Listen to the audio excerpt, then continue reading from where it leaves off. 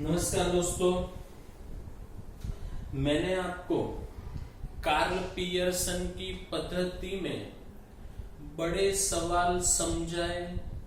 बड़े सवाल के अंदर 3 सूत्र आपको समझाए, उनके सवाल भी करवाए।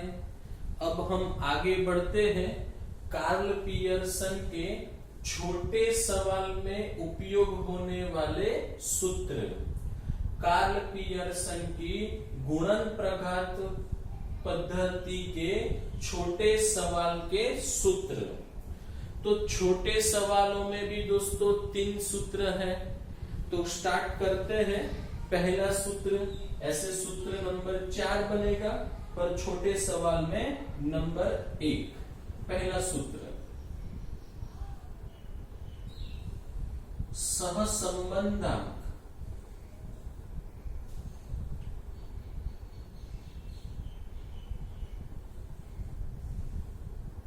बराबर x और y का, चल x और y का सहविचरण।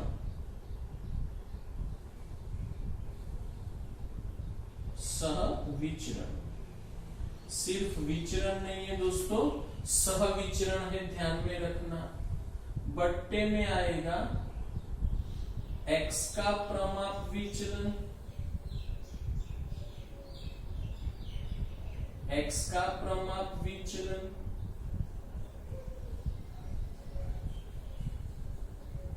गुणे y का प्रमाप विचलन।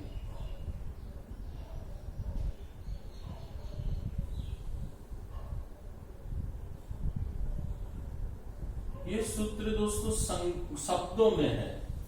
इसको संकेत में लिखना हो तो इसको ऐसे लिखा जाएगा, r बराबर x और y का सहविचरण, उसे संकेत में कहा जाता है कोवेरियस xy।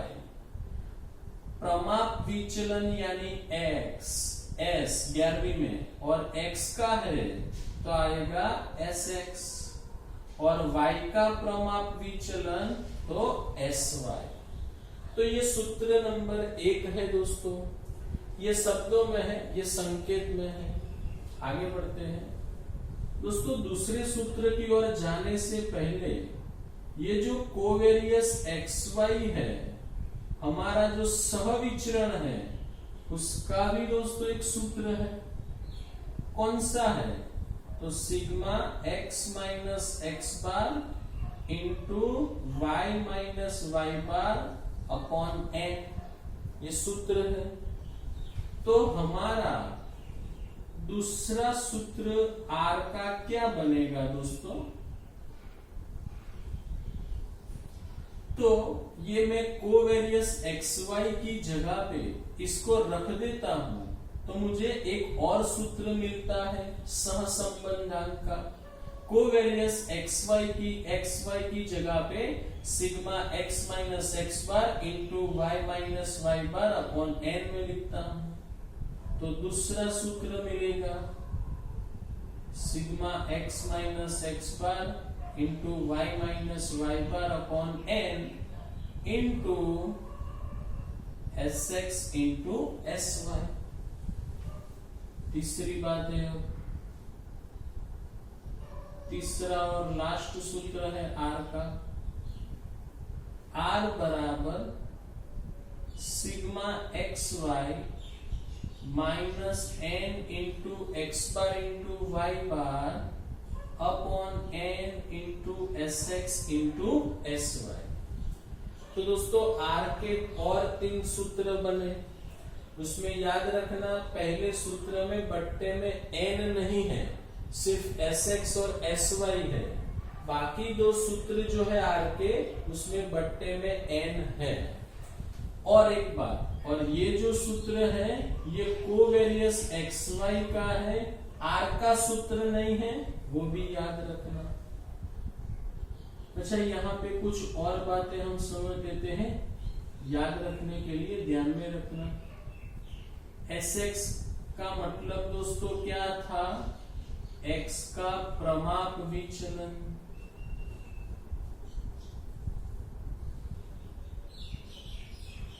ओके। तो आपको यदि पता हो तो Sx का ऐसा एक सूत्र था 11वीं में, सिग्मा x माइनस एक्स बार का होल स्क्वायर अपॉन n। तो ये Sx का सूत्र है। तो आप जानते हो तो s स्क्वायर को हम क्या कहते हैं, विचरण। तो s स्क्वायर x को हम कहेंगे x का विचरण।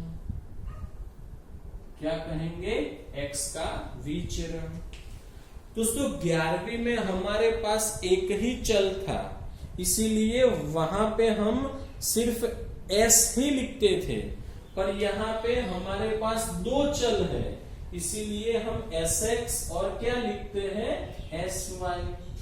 तो sy के लिए भी बिल्कुल ऐसे लिखा जाएगा, sy बराबर y का प्रमाप विचलन,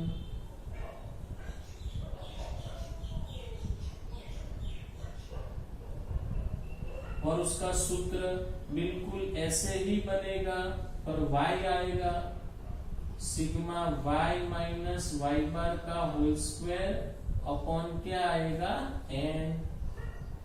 फिर s स्क्वायर y, तो उसको हम क्या कहेंगे, y का विचरण कहेंगे, y का विचरण कहेंगे। ओके दोस्तों, समझ में आया होगा सबके।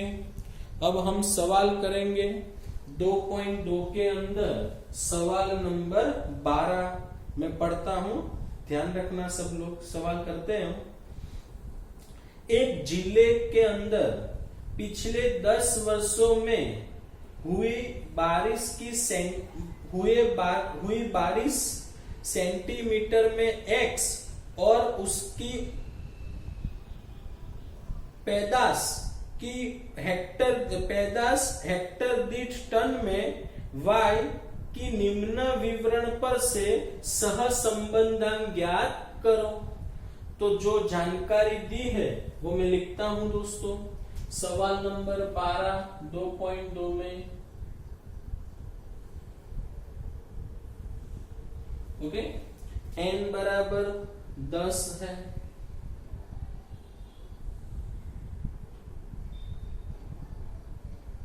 फिर आगे कोवेरियस xy बराबर 30 है,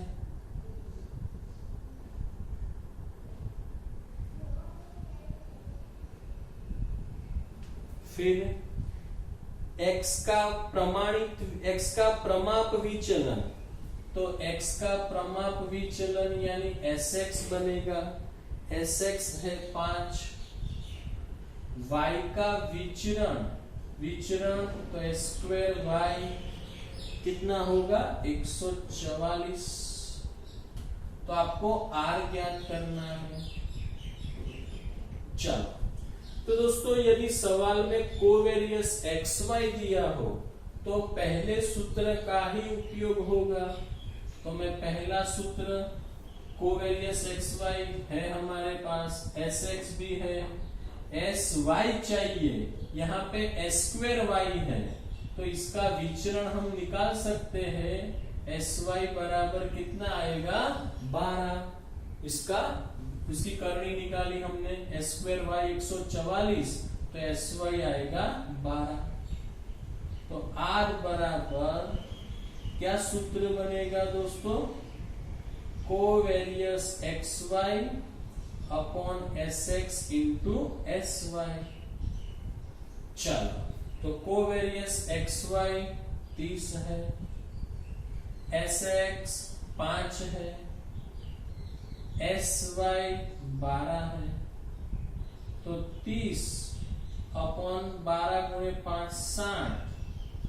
तो r बराबर कितना आएगा दोस्तों, 0.5 मिलेगा। ओके, चलो सवाल नंबर 13 करते हैं हम लोग।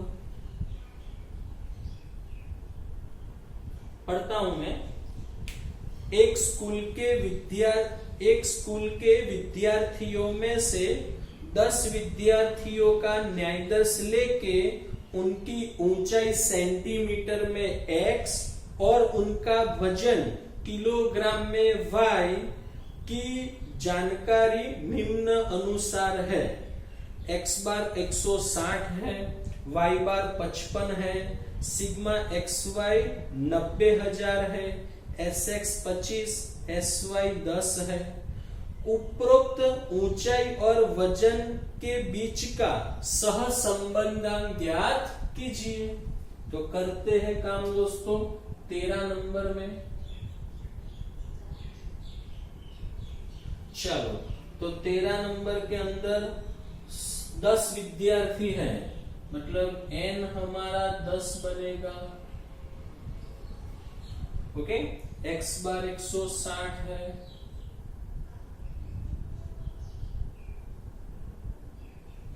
y बार हमारा कितना है 55, सिग्मा xy बराबर 90,000 है और sx बराबर 25, sy बराबर 10 है।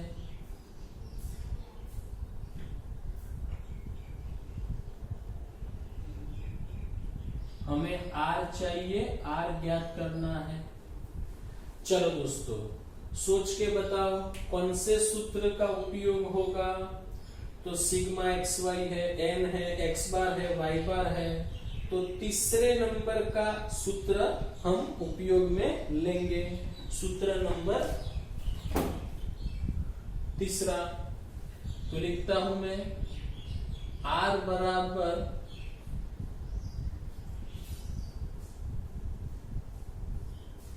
Sigma xy minus n into X bar into Y bar upon n into S X into S Y. कीमत रखते हैं। चलो, तो सिग्मा एक्स वाई कितना है 90,000 माइनस n कितना है 10, x बार है 160, y बार है 55 अपॉन n 10, sx 25, sy 10 आएगा। चलो, 90,000 माइनस 160 गुणा 10 करेंगे 1600 होगा, 1600 गुणा 55 करेंगे तो 88,000 आएगा और बट्टे में 2,500 आएगा। ओके, चलो 90,000 में से 28,000 घटा देंगे 88,000 तो 2,000 बचेगा अपॉन 2,500 आएगा। तो R बराबर 2,000 को 2,500 से भाग देंगे तो 0.8 यानी 0.80 आएगा। ओके, चलो दोस्तों आगे बढ़ते हैं। अब एक और सवाल करवाता हूं मैं आप लोगों को स्वाध्याय में से।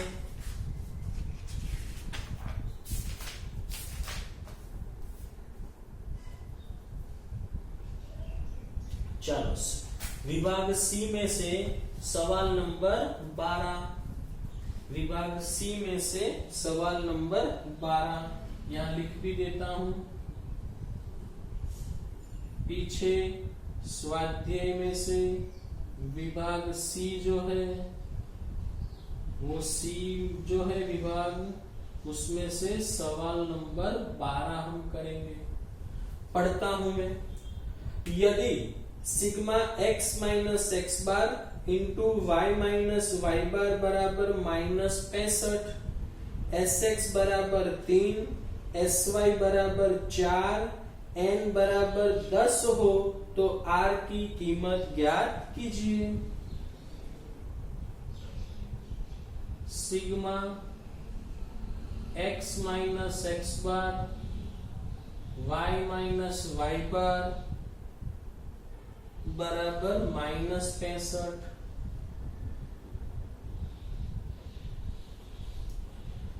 फिर Sx बराबर 3, Sy बराबर 4, n 10, तो r ज्ञात करना है। चलो दोस्तों सोच के बताओ कौन सा सूत्र आएगा। तो देखो सूत्र नंबर 2 मिलेगा हमें, sigma x minus X bar y minus Y bar upon N S X into S Y. तो यहाँ पे दूसरे नंबर का सूत्र आएगा r बराबर sigma x minus X bar into Y minus Y bar upon N into S X into S Y. चलो तो sigma x minus X bar y minus Y bar है -65, n कितना है 10, एस एक्स है 3 गुणा 4, तो -65 upon आएगा 120।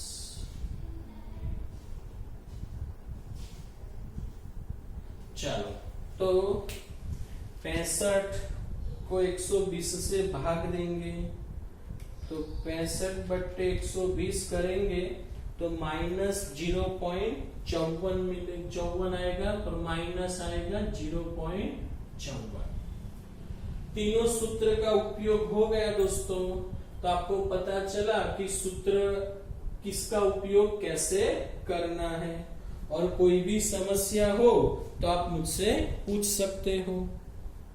Okay दोस्तों।